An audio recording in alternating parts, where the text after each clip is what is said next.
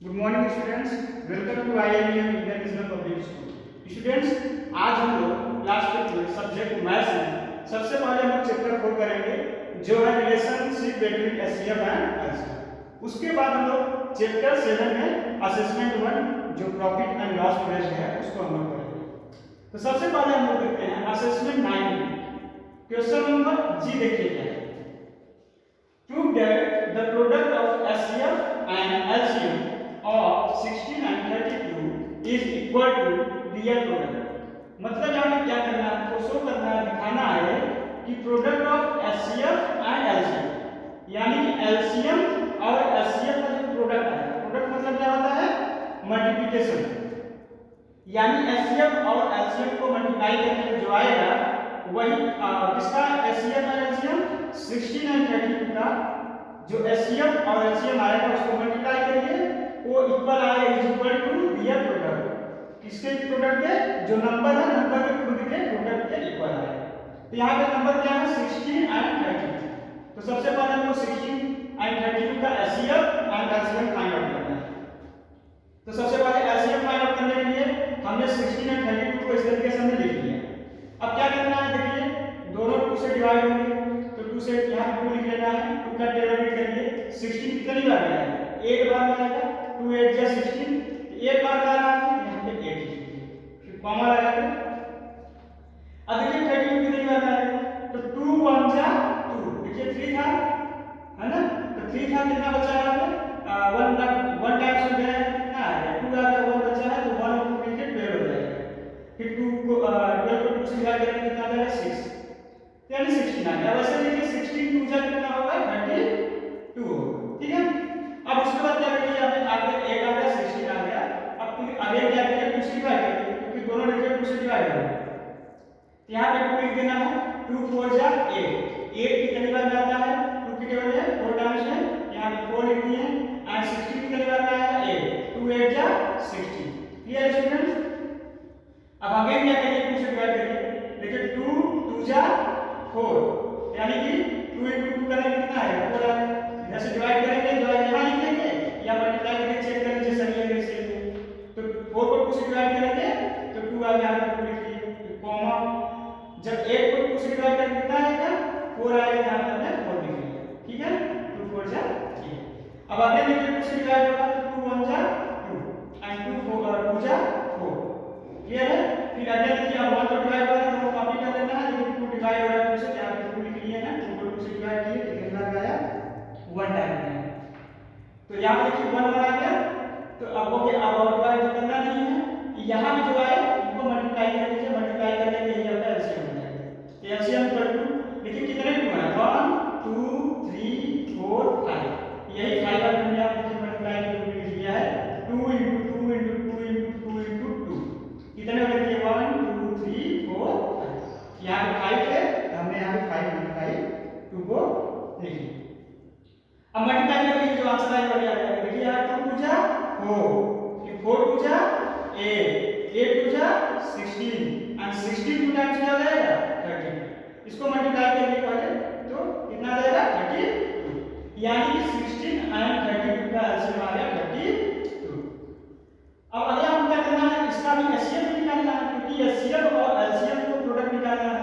तो हमको एलसीएम आ गया, एलसीएम भी निकालना, एचसीएफ भी निकालना है।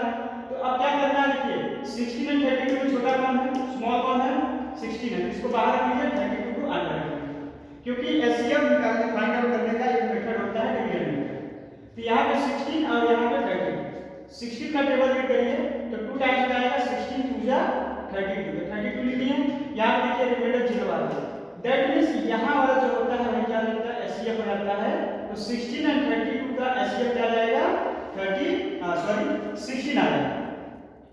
अब यहाँ पे देखिए प्रोडक्ट ऑफ 16 एंड 32 निकालना है, क्योंकि यहाँ देखिए क्या कहा है equal to real product. Real product मतलब नंबर के प्रोडक्ट के इक्वल है। तो नंबर कौन है यहाँ पे 16 एंड 32 है, तो प्रोडक्ट ऑफ 16 एंड 32 मतलब 16 एंड 32 का प्रोडक्ट निकालने मल्टीप्लाई करने पे जितना आएगा उसको लिख लीजिए, इक्वल टू 16 into 32। इसको मल्टीप्लाई आप कर सकते हैं, इसको मल्टीप्लाई करने कितना आएगा 512। अब हमको निकालना है नेक्स्ट क्या निकालना है product of HCF and LCM, मतलब एचसीएफ यानी एचसीएफ और एलसीएम को मल्टीप्लाई करना है। तो product of LCM and HCF लिख लिया है, यानी एलसीएम इनटू एचसीएफ करेंगे तो एलसीएम कितना आया है, यहां पे देखिए एलसीएम आया है 32 इनटू 16 क्या है एचसीएफ है, तो एलसीएम इनटू एचसीएफ इसको जब मल्टीप्लाई करेंगे कितना आ जाएगा 512। तो यहां से देखिए क्या निकल के आ रहा है कि जो नंबर है 16 एंड 32 उनका प्रोडक्ट भी कितना है 512 आ रहा है, एंड एलसीएम एंड एचसीएफ का प्रोडक्ट कितना है 512 है। हमको यही प्रूव करना था कि product of HCF and LCM of 16 and 32 is equal to their product, यानी 16 into 32 के प्रोडक्ट के इक्वल आएगा क्या 16 एंड 32 के एचसीएफ एंड एलसीएम का प्रोडक्ट। क्लियर है स्टूडेंट्स? अब नेक्स्ट क्वेश्चन हम लोग करने वाले हैं चैप्टर नंबर 7 से असेसमेंट 1। सो स्टूडेंट्स अब हम लोग चैप्टर नंबर 6 में असेसमेंट 1 करने वाले हैं, जिसमें प्रॉफिट एंड लॉस के क्वेश्चन हमको करने हैं। देखिए एक होता है सीपी, जिसपे आप क्या करते हैं, कोई भी अन्य शॉपकीपर है जिस प्राइस पे कोई भी आर्टिकल खरीद रहा है, एंड सेलिंग प्राइस क्या होता है जिसपे वो बेच रहा है।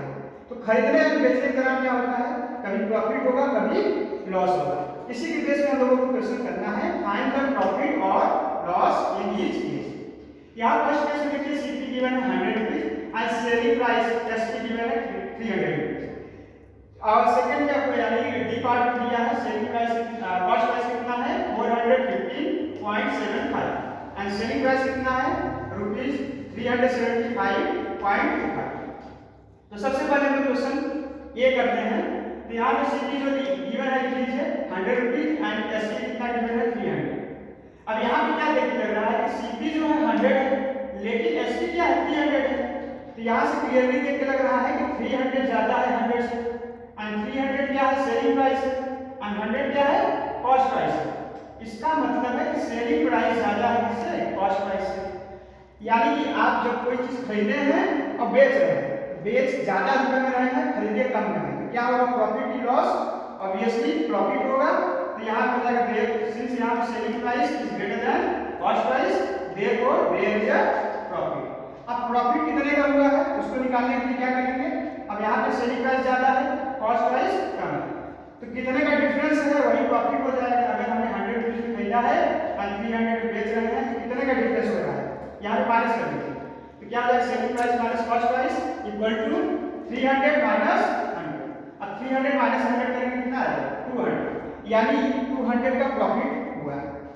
नेक्स्ट क्वेश्चन देखिए डी, इसमें सीपी कितना है 450.75 एंड सेलिंग प्राइस कितना है 375.25। अब यहाँ पे क्या देखने लग रहा है कि सीपी जो है कॉस्ट प्राइस 415.75 लेकिन सेलिंग प्राइस क्या है 375.25। तो सेलिंग प्राइस 400 से भी कम हो गई लेकिन कॉस्ट प्राइस कितना है 400 से ज्यादा है, यानी खरीदे ज्यादा में है बेचे कम में है, तो क्या होगा लॉस होगा। तो यहाँ पे देखिए selling price is less than cost price therefore there will be loss, loss होगा। अब कितने का लॉस होगा डिफरेंस देख लेना है। तो लॉस इक्वल टू क्या हो जाएगा, ज्यादा क्या है सीपी है तो सीपी माइनस एसपी कर लेना है। तो सीपी कितना है 415.75 लिखनी है, माइनस है माइनस सेलिंग प्राइस कितना है 375.25 उसको हमें लिखना है। अब इसको माइनस कर लीजिए जो आंसर आएगा आपका आंसर आ जाएगा। यहाँ देखिए कॉलम मैट्रिक्स हमने माइनस किया है, इस तरीके से पहले आपको लिख लेना है 415.75 और यहाँ पे 375.25। और देखिए 5 माइनस 5 करेंगे आ जाएगा 0, 7 माइनस 2 करेंगे 5, पॉइंट लगा है यहाँ पे पॉइंट लगा लेना है। फिर अगेन 5 माइनस 5 क्या हो जाएगा 0, यहाँ से 1 से 7 को माइनस करेंगे तो होगा नहीं, यहाँ से क्या किया जाएगा बोरो किया जाएगा तो क्या हो जाएगा 1, ये 1 बोरो करके क्या हो जाएगा 11 बन जाएगा। 11 में से 7 को माइनस करेंगे क्या आ जाएगा 4। अब यहाँ पे 4 ने 1 क्या किया है इसको दे दिया है, यहाँ पे क्या बचेगा 3 बचेगा, तो 3 माइनस 3 क्या हो जाएगा 0। अब किसी भी नंबर पे अगर 0 लिखने को मतलब होता नहीं है, इसलिए यहाँ पे क्या हो गया 40.5, यहाँ पे लिख लिया गया 40.5, यानी इतने रुपए का लॉस हुआ सेकंड केस में। एंड फर्स्ट केस में क्या हुआ है ए में प्रॉफिट हुआ है एंड डी में क्या हुआ है लॉस हुआ है। Clear students? अब आप लोगों का होमवर्क है कि solve all questions of question number first from assessment 1 in your copy and assessment ये चैप्टर नंबर 7 का है एंड चैप्टर नंबर 4 के असेसमेंट 9 को सभी क्वेश्चन आप लोगों को कॉपी में कर लेंगे। Thank you.